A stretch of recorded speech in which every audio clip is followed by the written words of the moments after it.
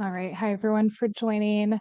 I'm Sadie, the network coordinator with the CSA Innovation Network, and welcoming you to the October end of the month CSA Ideas Lab. Today's topic is all about online sales and marketing for your CSA, and we're so excited to have you here to chat with experts in the e-commerce and marketing space about all of the different options to engage with your customers as a CSA farmer. So keep introducing yourself and we'll go ahead and get going here. We are going to do a quick introduction to the CSA Innovation Network, and then I'll hand things off to Tricia from Taste the Local Difference, then Elizabeth from the Community Alliance with Family Farmers, and then we've got Ari from Farmhand and Nina from Local Line here to talk about their e-commerce options too. And as I mentioned, we've got a Q&A section at the end.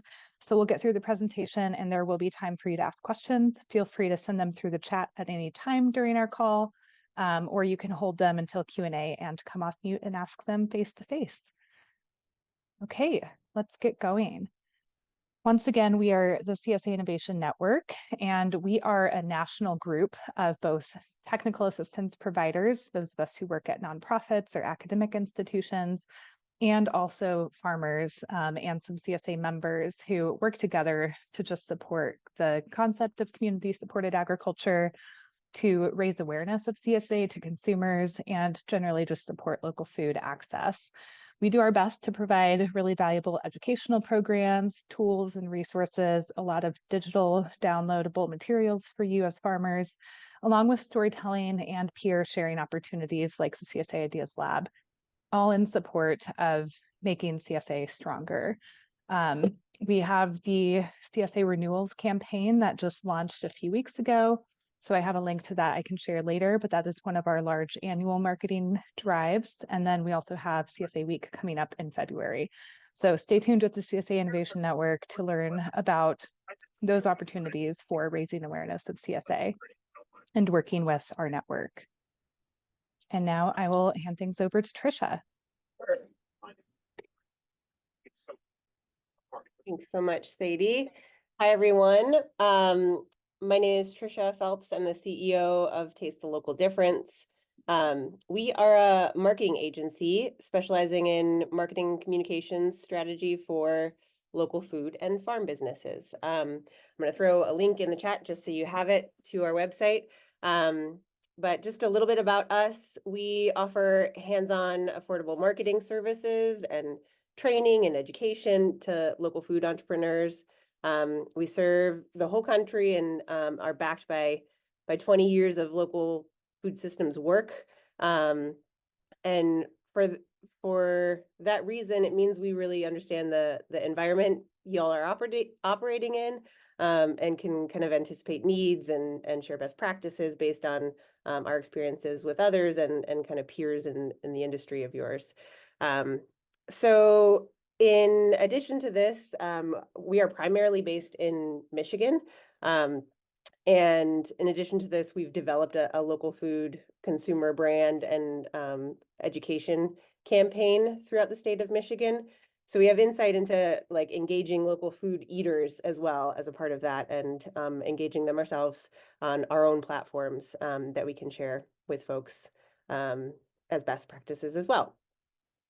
And lastly, we have built at this point over 50 e-commerce sites in the last few years, and supported updates on plenty more, all on a variety of different platforms.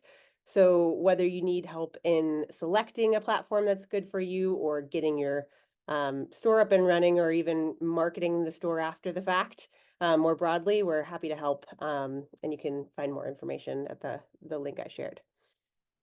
So one of the things I'm really excited to share with you all, and I wish I could share in more detail, but we'll get to that in a second, is to the last point. We've been working over the last 6 months on a tool that we're really excited to unveil. And I had hoped it would be available today. It is like weeks away, unfortunately, so close to the final stages of approval. But I'm excited to walk you through some of the outlines of that, the details, and I will share another link here that you can sign up to be the first to receive this e-commerce comparison tool as soon as it makes its debut. We're expecting like end of November as the plan. So this comparison tool was done in collaboration with the Nutrition Incentive Hub, Michigan Farmers Market Association, and MIFMA themselves hosts a CSA practitioners cohort through NIH. So many of you may know and have experienced that tools like this comparison platform or comparison tool and the e-commerce platforms themselves, so many were created and or evolved out of COVID, and a lot has changed since then. Some of those are still active. Certainly features have changed and opportunities have changed, and you'll get a link later today from Elizabeth about the CSA Innovation Network's Farmer to Farmer e-commerce tool from 2021. And that's something that you should pursue and look through. We're so grateful to CSA Innovation Network and to the National Young Farmers Coalition, who created these tools when they were so desperately needed in COVID. And they've graciously offered us the ability to sort of build on them. And so we, over the last few months, have gathered information from 14 different e-commerce platforms about pricing and features and all of those types of things. You can move to the next slide, Sadie. At the outside or outset of this platform guide, you'll find things like terms and definitions for how we're comparing the platforms together, tips for selling online, and we'll go over a few of those in this presentation today, and then other e-commerce resources as well. You can go to the next one, Sadie. And in addition, you'll be able to see like quick view charts comparing the platforms kind of side by side. And those things, if you look up at the top here, that's an example of this. It'll compare them side by side about things like, do they accept SNAP online? Do they offer a number of different CSA friendly sort of features? Do they have website building platforms outside of the e-commerce itself? Things of that nature, so you can look at things side by side. And then what you see below here, that's sort of like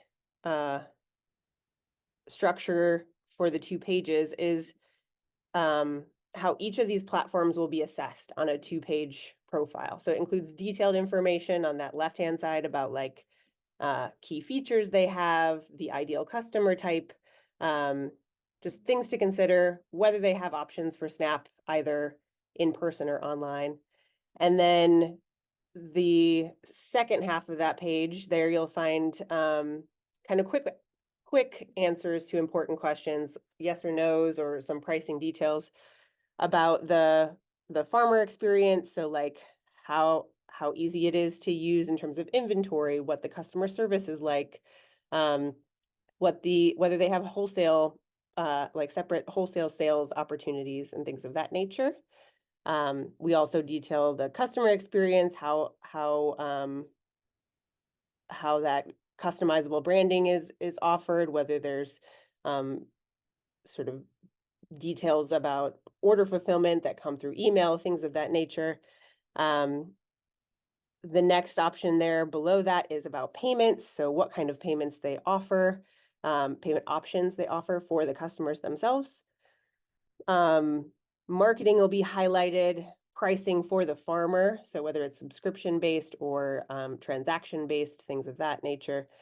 And then lastly, because this is really highlighting and was developed for the CSA practitioners cohort, it highlights the CSA features as well. So whether it's set up to be useful for traditional CSA styles or flexible CSA like market card styles, things of that nature.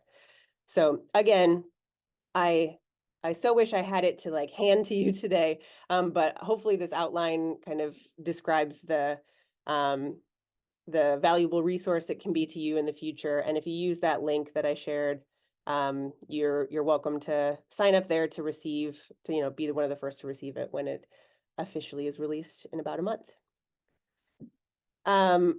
So the next thing I just want to briefly go over is once you've chosen to build a store and you've selected the platform to build it on, you really want to keep a few things in mind to make that store work for you.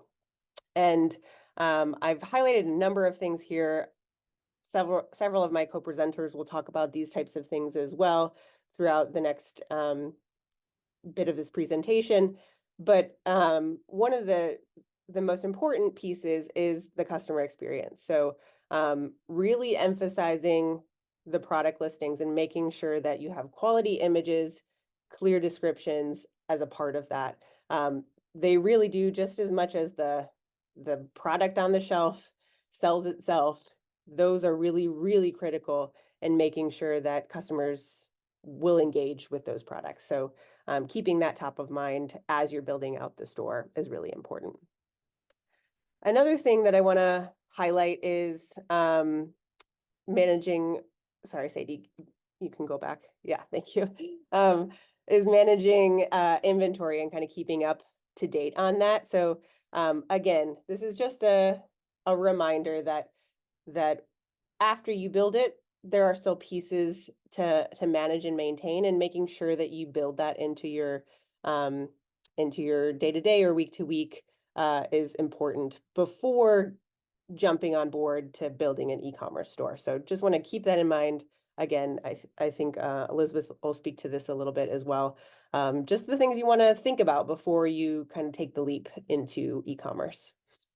And then lastly, in this space, I think it's also really important to identify what metrics are important to you. So certainly sales should and would be one of them, but other things like website traffic, conversion rates, things of that nature, I think are also important metrics to be aware of, and kind of monitor on a regular basis, just so that you're keeping in mind how the store is working for you. It's really meant to be something that, you've got a lot of other things to be doing out in the field, at farmers markets, et cetera, and this store should be working for you. And so making sure that it's, as efficient and effective as it can be, those types of metrics help you determine that type of thing.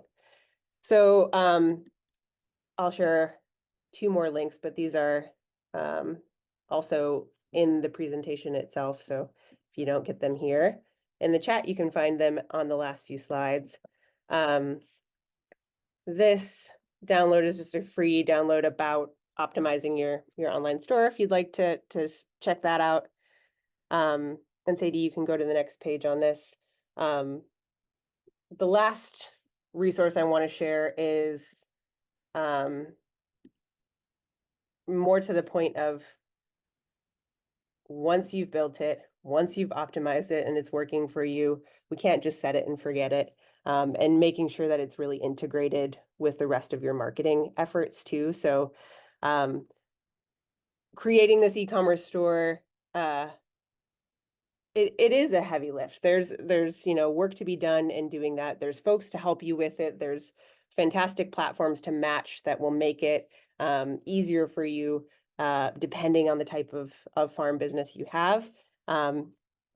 But then you want to integrate it into the rest of your marketing, because just having the store and having it exist on the internet is not going to make sales for you, or make it do that work for you. So being sure to connect it to your social media, using a sort of content plan to share your store with your followers on a consistent basis is an important kind of call to action, as I mentioned at the bottom. Keeping in touch with newsletter subscribers. So another great thing about e-commerce stores is that you're often gathering either text and email, or at least email, of your customers. And then you have direct contact with them, and you're able to share sales with them or share new opportunities or really build a loyal customer base with that type of contact information. And so keeping in touch with them, even at a casual but regular basis, is important. So thinking through how you do that, whether you're building whether the e-commerce store itself has e-newsletter capabilities, or you're building that into like a MailChimp or other marketing opportunity there. And then lastly, if you're building a e-commerce store that's outside of your website, really making sure you connect the two. This seems very obvious, but sometimes we see them existing in different planes, and it's really important to make sure you have a super clear call to action, shop now button on your website to link directly there. So with that, I think I threw the other link in there. Yes, we have another downloadable if that interests you, to learn more about some of those specifics and do it yourself. But I will pass it off to Elizabeth to talk more about CAFF and some of the resources that they have. Awesome, thank you. And great crowd here today. Hello, everyone. I see a couple familiar faces, so excited to see you all on this webinar. I'm Elizabeth Vaughn. I'm with Community Alliance with Family Farmers. We are a nonprofit that works in California, supporting small family farms, farmers markets, food hubs across the state. If you go to the next slide, just a little bit about what CAFF does in case you haven't heard of us before, and our website is caff.org. So we work to build sustainable food and farming systems through policy advocacy and on-the-ground programs that create more resilient family farms, communities, and ecosystems. So one of those programs that I'm representing today is our Small Farm Tech Hub. This is, we're a team of 2 right now. You see Maria here, who I believe is also on the webinar. So we're supporting farmers directly with technology support, and it's free. We have government and foundation funds to provide these services to farms in California for free.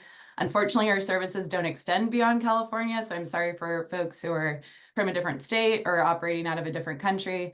But we're hoping that the resources we have available will be helpful. There's a ton of resources we have. It's all free. You can access it online. So please make sure to check that out. And one of the things we're doing at the Small Farm Tech Hub is identifying web-based solutions that will make purchasing local food more convenient, accessible, and competitive. So this turns into a lot of digital marketing support. You can go to the next slide. A lot of support on just how to set up a basic website. A lot of our small farms we work with don't have that much time or capacity or budget to afford for a really robust marketing plan or to pay for an expensive consultant. So we do what we can to just help you get a baseline online presence in place and then build from there as you're able to. So I want to share this page is just to highlight the amount of resources we have online available to you. Our website, the small caff.org/techhub, has a whole bunch of links to various podcasts, videos, different resources and blogs that we have to highlight how to use Instagram, what email marketing system might be the best option for your farm. There's a whole ton of resources. I wish we had hours to go through all of them, so I'm just going to highlight a few of these. It's going to be a lot of resource referral, which I hope is helpful, and then I'll try to give a few little nuggets of information and helpful tips as we go about this. In general, at CAFF, we really want to provide a space for peer-to-peer learning amongst the small farm community. There's a lot of great tips and strategies that small farms have identified that have worked well for them with their limited budgets, with their limited time and capacity, with their disdain for maybe being on the computer for too long each week. So we really want you all to be able to learn from each other. Even if you have a tip you want to share in today's webinar, please feel free to post that in the chat. We'd love to hear from you. But with the peer-to-peer marketing, I want to share a couple webinars we've hosted in the past on utilizing, we could go into any topic from customer retention to how to use email marketing. Social media is one I wanted to highlight today because it can make a big difference. So these are two webinars that I think will be helpful if you haven't had a chance to learn more about how to better utilize social media for your farm. This one on the left is with Five Mary's Ranch. This is Mary. She gave an awesome 40-minute webinar on how to tell your story. They use Instagram. They have a ton of followers. A farmer gave us feedback after watching this and said this 40-minute webinar was more helpful than an entire marketing class they took at their community college. So just want to share, I wish we could go into more details, but it's 40 minutes of great content and it's here for you and it's free. So please take a chance to look at that. The other side you see is Sweet Girl Farms. She did a great job highlighting how she grew her Instagram followers, how she's utilizing Instagram. This was at our small farm conference that was held earlier this year in February. Again, all available on YouTube on our website. So please take a look at that. And if you could go to the next slide, just I'm going to be giving some very basic kind of entry level marketing tips because we want to make sure we don't leave anyone behind on this webinar. This may be too basic for some of you on the call, but we really want to make sure you're doing these two things if you haven't done them already. And it's collecting emails of people who want to follow your farm and maybe be a customer. And if you don't have a way of doing that yet, Tech Hub is here to support you. We can help you figure out how to do that, how to add that subscribe button or pop-up window on your website if you have one. If you don't have one, we can help you create a free website. Email marketing is huge. We've had farmers that as soon as they start sending emails consistently, we had one farm that gained 100 new customers, another super, super small farm that only needs 30 customers to sell their products. They gained 13 customers. So just email marketing can make a big difference. The other item here that I have a screenshot of is getting your Google business profile set up online. So it's completely free. Google has 40,000 search inquiries happening every second. About 88% of people in North America are using Google to search for things online. So this is a huge free tunnel for people to find you, whether they're looking on maps for a farm near them, or they're trying to subscribe to a CSA and they want to know who's available in their region. This is a huge opportunity. One thing we always note at CAFF, and we've seen this with the farmers, is Google solicits you really hard to try to get you to pay for ads, to sign up for their Google professional workspace account. You don't need to do that. Ignore those emails. Some farms will get signed up for it and then don't realize they have an email address they don't know how to access anymore. So please just be careful with Google. And again, the Tech Hub is here to help you with that. So these are two important things that will help get you off the ground, get going with finding new customers and retaining them. There's a lot of other free options online that you can explore, such as Nextdoor. We know of CSA farmers who have been able to find new customers by having a business profile on Nextdoor with their community. Facebook groups, there's a lot of folks who are looking for local food that they want to buy from, and being active in those groups, you can sometimes get new customers through those. So there's a ton of options out there, and we're, again, here to help. I wish we could spend more time going over these, but alas, only a few minutes per presenter. So we'll go to the next slide, please. And this was already linked by Sadie in the chat. Thank you for linking that. But just want to highlight more resources that are out there if you want to compare. So this is CSA Innovation Network. CAFF worked on this along with many other partners. And we surveyed farmers, and these were the top 9 platforms that farmers shared that they were using with their ratings. There's dozens more platforms in addition to these, but this is a great starting point just to start to see, oh, here's some of the things I need to consider. What are their fees? What additional options do I need my store to be able to do for me, or my website? So just sharing this again, and it's going to be linked in the new resource that CAFF has released, so you'll be able to find it in multiple places. You could go to the next slide, please. So as I mentioned, we do prioritize small farms who usually don't have as much time, capacity, budget to really come up with a detailed e-commerce plan off the bat, or maybe it's a 2-year process for some farms, which is completely fine. So I'd love to take a step back and highlight a new resource that we've released at CAFF to help you assess where you are right now, and then help give you a plan going forward for where you want to be. So if you can go to the next slide. So this is our new assessment quiz that was mentioned earlier. And I'm actually going to take a pause. I'm going to put the link in the chat, or if someone can maybe put the link in the chat. I'm going to play elevator music, and just for like a minute and a half, I'd love everyone to take the quiz who hasn't taken it before. I know some of you have already taken it because I see some familiar faces. But I would love for us to just take a minute to assess us all at an individual level, and also benefit hopefully from some of the resources that this quiz will highlight for you. So let's go ahead and do that. I'm going to set a timer just for a little bit over a minute.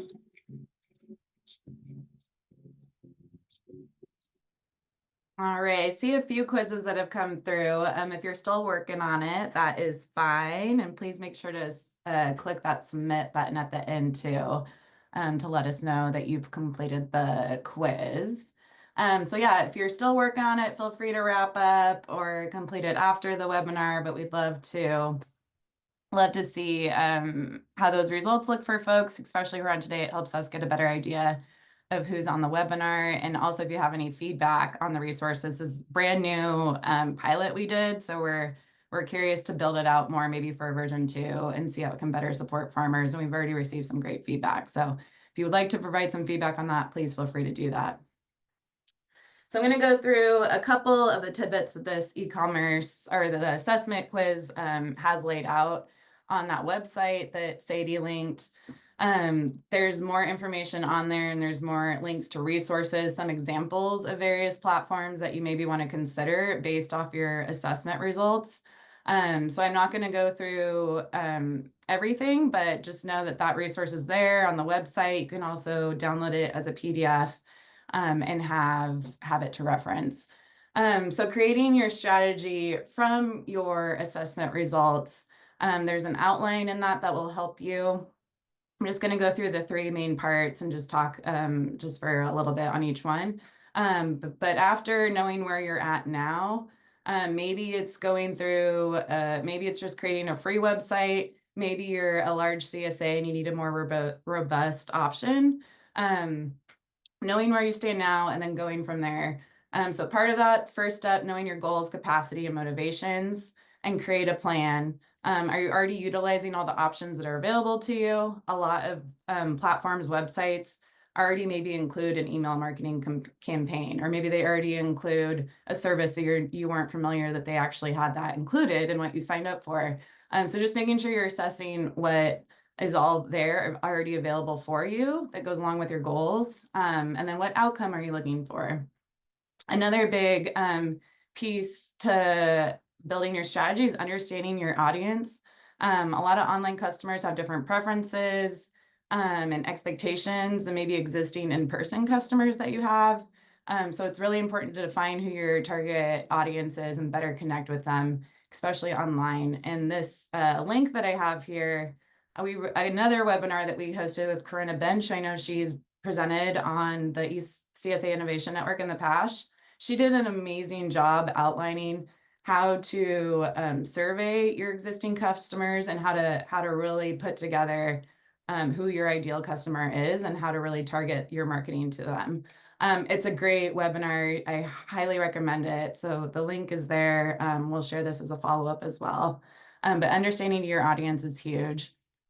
And then from there, making your marketing plan. As was mentioned earlier, just adding these things doesn't necessarily mean that you're gonna get more customers. So communicating regularly through those emails is huge. That's a big way of doing it. Also just considering other strategies that will work for you through social media. Maybe discounts and promo codes are gonna work for new customers and referrals. And we have these outlined again in the e-commerce resource. And then making sure you're evaluating your results, writing out what your expectations were for the online store. Are those being met? Are you feeling less organized or more organized? Is there a point where you maybe consider dropping things, which is fine too. If it's not working for you, there's no reason to spend time on it. Just making sure that you have a plan to evaluate and track things is really important. And a lot of these websites provide free analytics as well. If you're trying to figure out how to add analytics to an existing site that you have, the Tech Hub can help you set that up so you know how to look at these things. Maybe you want to know what products are getting the most viewed, where customers are spending the most time on your website. All that can be tracked. So just, yeah, again, I wish we could spend more time on this, but Yeah, we just have a couple minutes. So I'm just going to wrap up with some other examples. This is just a screenshot of what this resource looks like on our website. Just wanted to highlight it for you so you get an idea of the various resources and different items that are linked there. If you go to the next slide. Some examples just to highlight and to bring it home. So this is one small CSA farmer that we highlighted in the resource. And I'm highlighting this because just understanding your reasons why you want to add on a store. So Grown By, which I saw in the chat, is what they use for their current sales platform, but they also have their own website on Squarespace. So it directs people to Grown By. The reason they added that is because they wanted a way to collect credit cards payments from their customers so that the customers had faith and trust that it was like a legit system. And that was great for them. It's working, their customers are happy. And they shared, it's not necessarily saving us time, but it gave us some streamlining that they weren't planning, like automating text reminders and email reminders for their CSA pickup, but their customers still love to call them and talk on the phone and just see how things are going. Because that's the whole point. They have relationships that their customers trust, and they love just catching up with them. So just understanding your reasons for adding these things and having good expectations for what's actually going to happen. And we're happy to go over that with you one-on-one too for free. And another example to highlight here, just a couple more. So this is a rancher who set up a Shopify store, and also wanting to highlight that these things can take a lot of time. If you just want a basic website, can maybe be like 5 hours up to 20 hours. She has an extensive Shopify store linked to her website, and it took her, as you can see here, 80 hours at least 80 hours is what she said, over a 2-year period to just get everything set up, everything looking nice. So we want to make sure that you understand what you're getting into before you get into it. And again, the Tech Hub can help you figure that out. And she was able to streamline something. She was able to reduce her QuickBooks plan down to basic because Shopify provides really great reports. So she's now just spending about $46 a month on all of her items from QuickBooks to her website to Shopify, and she's really happy with it. So just sharing too a bit about the budgeting for these things, give you an idea. And then if you go to the next page, so this is just another example of a big provider. I know that a lot of folks use CSAware. As was mentioned, these programs are always updating and adding new features. So this particular platform now has email marketing, automated messages, text alerts to customers, all included as part of their as the options they provide. So just want to share that there's a lot of changes coming out all the time. It's hard to keep track of everything, which is why we're here to help. And next slide, please. So just to wrap up, adopting new technologies is always a calculation for you as a business owner. So understanding what your return on investment you're looking for, you're going to be likely paying more money or using a lot of your time, actual time managing on a computer, and time to acquire new skills on how to use the programs. So asking some key questions to better assess your skill set, what your budget is, what your needs and goals are. So we just included a few questions here on this slide just to help you start thinking through these things. You can find the right fit technology and digital or marketing plan that's going to meet your needs. So I'll wrap it up there. I know it's a lot. We don't have that much time. We have our other presenters. So thank you so much for taking the quiz if you're able to take it. We'll be sharing links to all these resources that we mentioned. And always feel free to reach out to us for additional support, especially if you're in California. And I will now hand it over to Ari at Farmhand. Thank you. Thanks, Elizabeth. I'm Ari. I'm the CEO and founder of Farmhand. I live in Sebastopol, California, 1.5 hours northwest of San Francisco. I'm on a 5-acre fruit orchard, and I'm a big Local 4 member of 2 CSAs myself, and a grower contributing my fruit to a couple of the local CSAs here. So I'm here to talk about CSAs. I think that's why we're all here. And I think it's important to have some foundational understanding before we go into some of the details. So from my perspective, CSA members, they care about quality, they care about shopping local, they care about direct connection with the farmer. Very different than grocery shoppers. They care about price, they care about convenience, they care about brands. And as a CSA member myself, I can tell you once you hit this point where you know your farmer, you trust your farmer, you value your farmer beyond just the produce you're receiving, it's not something you're going to cancel unless you move or die. Those are the only reasons I know to cancel your CSA membership. Next slide, please. So yeah, buying groceries is really transactional. I think there was this weird like online grocery thing during COVID, and this blip happened. We all kind of like weathered it, and then now we're on the other side of it. Buying a CSA is very experiential from my point of view. You're buying into expanding your food palette, learning more about the local food system, and overall environmental stewardship. And CSA members, we hear this all the time when we talk to them. They vote with their dollar. They're empathetic to the challenges small farms face. They buy into the idea that small local farms are better for their families and the environment. And as a farmer, as you embrace this role, beyond just providing great quality produce, you definitely reap the benefits as customers are more loyal and buy more from you. Next slide, please. It's almost impossible to win on price and convenience. Grocery stores are open 24/7. Online ordering apps will deliver to you in 20 minutes at the click of a button. I worked on those apps before. I used to work at Uber, so I understand how convenient those things are. However, I think one thing that everyone here has a huge advantage on is the quality and service.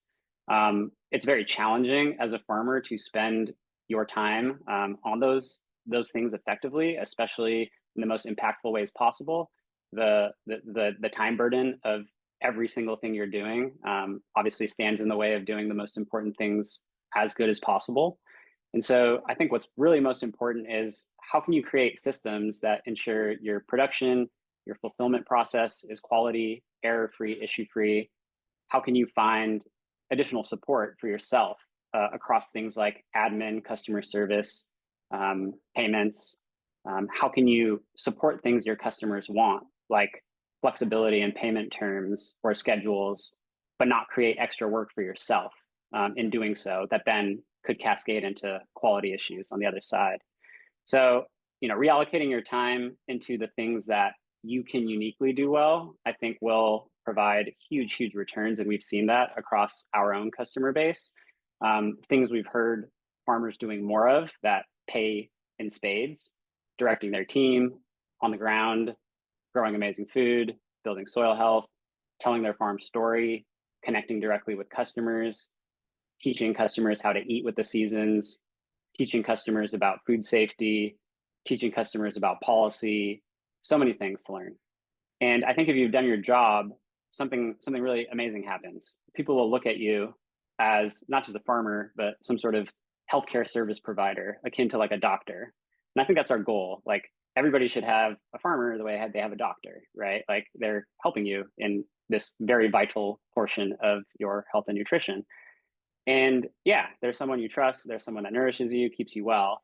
And once that happens, boom, it's like the magic moment. You're set. You've got this customer for life.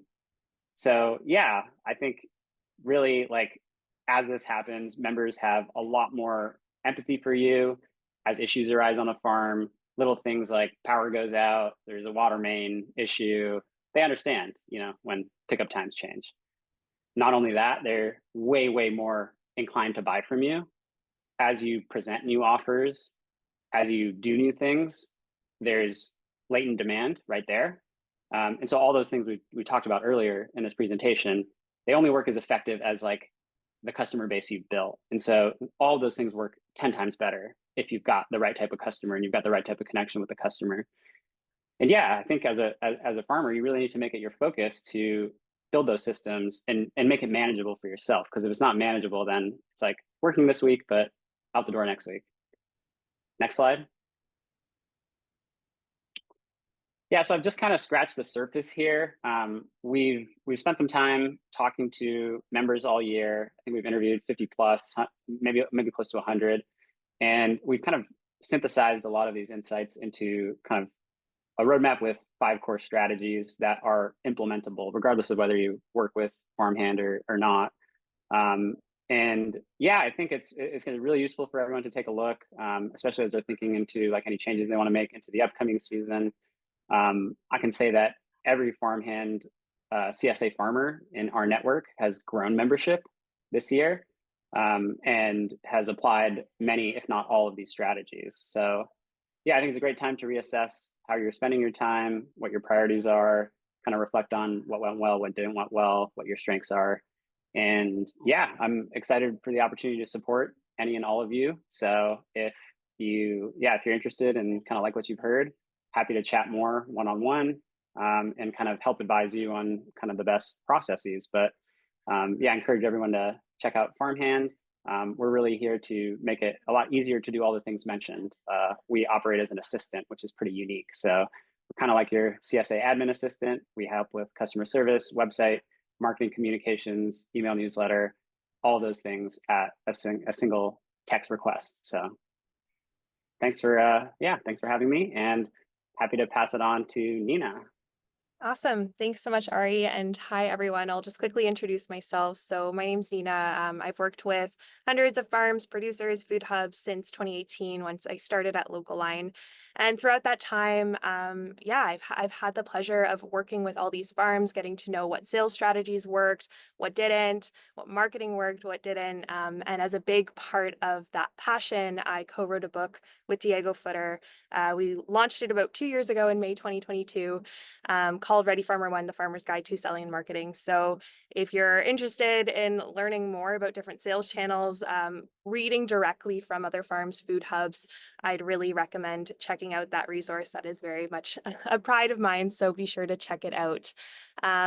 So yeah, as I mentioned, I work for Local Line. So Local Line is the sales software built for farms. We're a Canadian-based company. I saw a comment there asking about Canadians, but we have users throughout the US, the UK, into Europe. We're expanding. So yeah, we have tons of different features, workflows that really help farms succeed. So that's like things like inventory management, e-commerce, customer management, vendor management, all of that good stuff. And because we're on a CSA webinar here today, I just wanted to highlight a feature that's coming out next month, the ability to build customizable boxes as well. We don't have a lot of time here today, or sorry, you can go to the next slide there, Sadie. Awesome. Yeah, we don't have a lot of time today, but I just wanted to quickly leave you with a short tidbit here of 3 common e-commerce mistakes that I've seen in the farms that I've worked with, to help you avoid making these as well. So I'll go through them here. So yeah, the first one, so I believe Trisha brought this up too, poor product photos and descriptions. I know it takes a lot of time to upload photos, to write good product descriptions, but it really is worth it. Like, this is your sales tool, right? It is that contact time that you have between you and your customer. So leveraging, high quality photos, avoiding the use of stock images, take photos of your own products. If you have the budget, work with a photographer, or if you have your own skills or anyone in your network, be sure to leverage that, because they can really make a difference. There is a rule of thumb in e-commerce to have somewhere between 3 to 5 high quality images per product listing. And beyond that, have a variety of different types of images. So looking at scale, right? What is the actual size of the product that they're getting? Are they getting it in a carton? Are they getting it, in a bag? Looking at maybe ways that you'd use the product. So, raw versus cooked. So leveraging different ways that you can really market that product.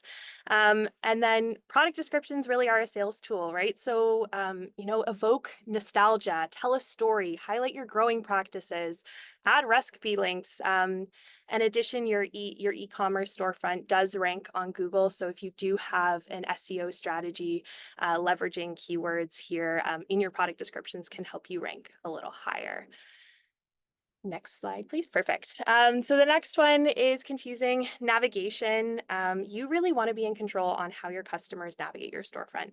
So leveraging categories, grouping products together, setting up your categories in a way, first I want my customers to see this, then I want them to see this. You can also leverage tags, so like things that are on sale, things that are subscribable, products that maybe are new to your storefront, really leveraging the tools of your e-commerce platform to be able to set it up in a way that is intuitive and makes customers go for the sale. And then the final mistake here is not making enough offers. So an offer really is, or a great offer really is, having the right product at the right price for the right customer with the right messaging. So do an audit of your current sales strategy. How often are you making offers? And offers can be anything from, CSA renewal, which I know that the CSA Innovation Network has an awesome package. Whether it's a new customer incentive, whether it's, a free purchase with order, or sorry, free item with purchase. There are so many different offers you can be making. Do an audit. Are you making any right now? Can you be making more? Can you help get more traffic to your e-commerce storefront? So here are a few examples that you could run through Local Line. So you could set a minimum for free delivery. So if you offer delivery, you can set that minimum, and then you can see there when people are shopping, oh, you're only here $4 away from free delivery. You could also create coupon codes. So here's an example of like a loyalty coupon code that you could be running. You could do kind of like a little freebie with purchase. So like as simple as like a sticker. You could use your branding here. That can also act as a marketing tool, but that can incentivize someone to keep shopping from you. And then the last one I wanted to highlight here was, this is from a workshop we did with Corinna Bench. I know that she was mentioned by Elizabeth as well. She's awesome. But she talked all about offers, and she actually kind of stumbled across this one. It was this idea of a midweek drop. So she found some extra inventory of watermelon. Watermelon was a really popular product. Midweek, she sent it out, and she saw all these orders flood in. So leveraging, email comms, even middle of the week, to get people to your online store. So yeah, if you're interested in needing help with more offers that you could run, that workshop that I mentioned that we did with Corinna earlier in the year is a great resource. She walks through kind of what's a great offer, and provides so many different ideas that you could implement. So I'd recommend checking that out. And yeah, if you're interested in learning more about Local Line, about what we do, how we can help you, be sure to check out our website, localline.co. Thanks so much, everyone. Appreciate it. Great. Thank you, Nina, so much for closing us out. And thanks to Ari and Elizabeth and Trisha also for presenting all of your wonderful marketing tips and tactics. I'm going to lead us through just a few minutes of Q&A, and going to go ahead and stop sharing so that we can all come off or come onto video. If people do have a question that you would want to ask aloud, feel free to raise your hand. Otherwise, I'm going to start out with a couple of questions that were submitted ahead of time, and you can feel free to drop anything in the chat as well. So, Trisha, I think I'm going to toss this first one your way, and then others can feel free to chime in. We got a question about what is the biggest bang for our buck in terms of an online investment for our CSA. Do you have any experience about like the number one thing that a farm should do if they're looking to just level up in their online sales? That's a great question. Well, I think as has been discussed at length today, e-commerce, like setting up an e-commerce store is how you're going to make online sales, like actually have a transaction online. So if you don't have that, that's important to an online transaction. But it is a big lift, and it is not a small expense. So I think what I would say off the top of my head is I really like the recommendation Elizabeth made of like Facebook groups. I've seen that work a lot for people to make sales digitally, not at a farmer's market or that type of location. So spending time on social and making sure you're engaging there, with like community groups and that sort of thing. And then I think the email marketing piece is really important too, just because social, we all experience this, but social media is both a like incredible tool and an exhausting resource, really, right? Like it's always changing. Things are updating. You can't always get in front of the people that you want to get in front of, but with email, you have access to those folks, and you can provide them messaging, and you can build a loyal base. So I'd say investing time into that and making sure that you're thinking about strategy from the outset of how you're building that out would be what I would invest in. Any of the other presenters, what do you think? I would say a website and an email newsletter. I think at a very basic level, you want to establish who you are as a farm, what you're offering, the story. The website is kind of the key asset for that. And then once people are interested, you want to communicate to customers or potential customers regularly. So the email newsletter is critical for that. I kind of call that the foundations. Like, it doesn't really matter what your business model is. Like, those are kind of two key attributes to have in place. And yeah, I think if you're already in the community, having just like a little flyer postcard that has a QR code that takes you to the website, takes you to the email sign up, you don't have to do anything extra versus what you're already doing. Like, if you like doing social media, that's great. But I know a lot of people who are like, they're just going to the markets, they're at the farm stand, they're going into community events. Just do what you're already doing. Just have like this little flyer with you as you're doing those things. Yeah, I think I definitely reiterate the email piece. I think trying to come on the words here, but social media, like, we don't own that, right? Like, say tomorrow Instagram stops, not that it's going to, but something like that could happen. And so having, your own email list, your own direct communication to your customers, or like texting list as well, it doesn't have to be email, I think is crucial, and a way for you to collect those emails. So like Ari mentioned, a website with a big CTA, join our newsletter, whether that's, them signing up for your e-commerce platform, or like a QR code with the sign up as well. I think, yeah, email is a really essential tool.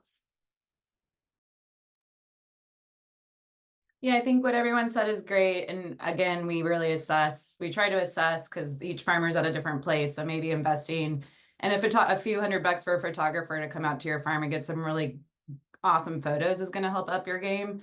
Maybe it could be as simple as subscribing to your email newsletter isn't obvious on your website. You just need to add one button or put it in a better place. So it really depends. Each farm's different, I think, for how to up their game. But those are just two small examples that we've seen with a lot of farms. Great. It's always nice to hear some like coalescing thoughts too, where you're all sort of on the same page, and it's a good starting point for people to consider these options that can really add value to their businesses.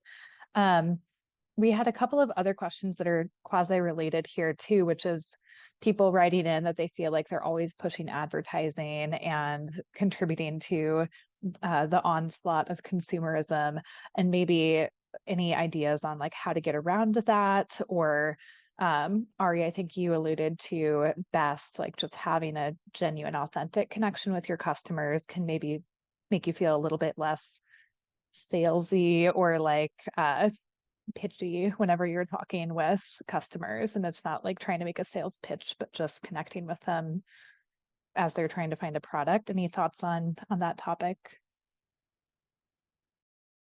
Yeah, like, I think you want to play the local marketing game, and sometimes the advertising game is better suited for like the big brands and like click buy kind of stuff, where it's like, oh crap, I'm gonna like buy that randomly.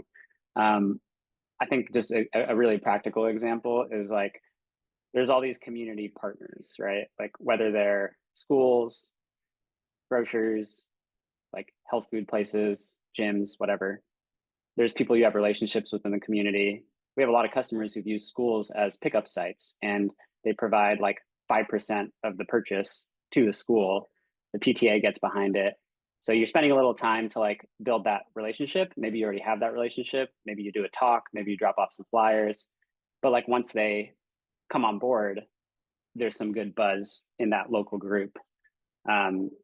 So I think that works really well. And then there's also a lot of like local influencers. So don't think of like your Mr. Beasts of the world. Think of like someone who's like got a good pulse on the local food scene in this small area. Great opportunity for them to get access to your products, maybe via some sort of trade. They can post about an experience cooking with it. They can post about their experience coming to the farm, authentically share about it. Maybe they also happen to have like photography skills. They can do those photos that Elizabeth mentioned as a part of that trade. So those are more the types of things that I think work better in this environment for people selling locally, where like you're not needing to get to like thousands of people, right? Like, you're just trying to go to little population groups of like tens or hundreds, and then have these quality interactions. Those I think work a lot better.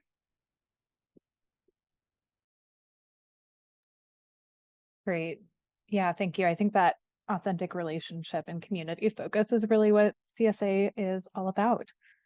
I see one question in the chat, which if one of you wants to hop in and answer that about what information you recommend collecting from customers, feel free.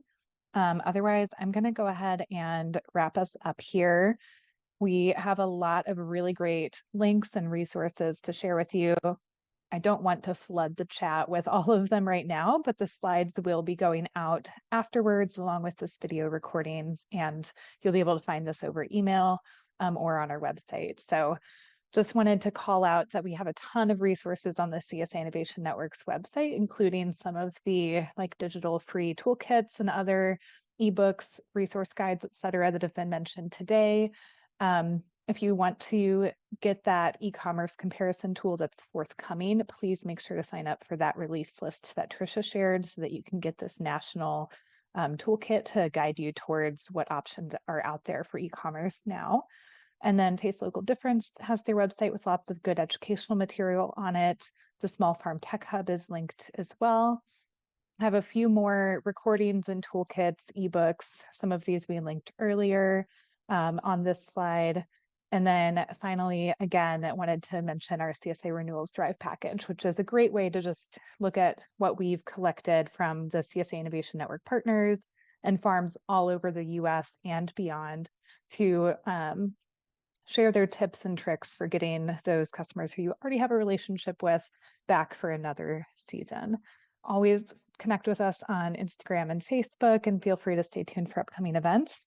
We currently are working on scheduling some winter CSA Ideas Labs, so they're not quite pinned down on the calendar, but they will be coming out shortly.